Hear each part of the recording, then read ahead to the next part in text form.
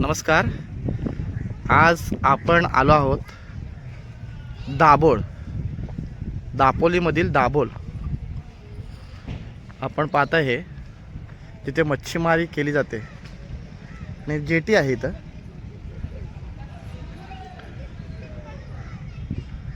दाभोळची खाडी. आम्ही आमच्या पूर्ण परिवारासहित आलेलो आहोत.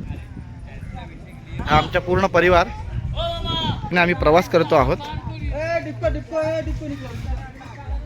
काकी इथल्या स्थानिक आहेत, त्या इथली पूर्ण माहिती देत आहेत.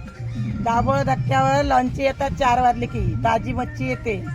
ताजी मच्छी सगळी भेटते. पापलेट, सौंदाडे, बगा, बोंबील, बांगडा, सगळी मच्छी ताजी भेटते खायला. रोज ताजी मच्छी भेटते खायला.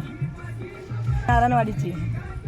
सरांजली, तुला इकडचा अनुभव कसा वाटतोय? तुला कसं वाटतंय? ही छोटी वेदांगी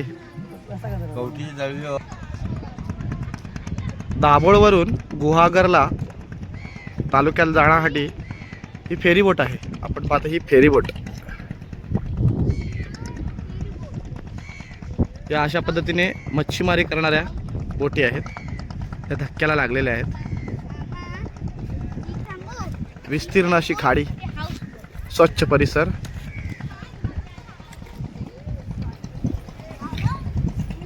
हा सर्व दाभोळचा परिसर.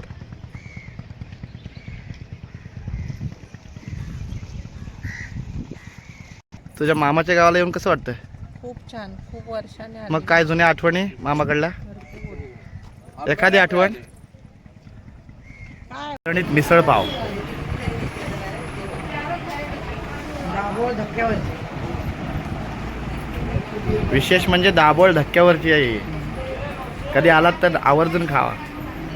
जिल्हा परिषद सेमी इंग्रजी डिजिटल शाळा. जिथे शाळा तिथं देशाचं भवितव्य, समाजाचं भवितव्य. आता उतरलोत आम्ही.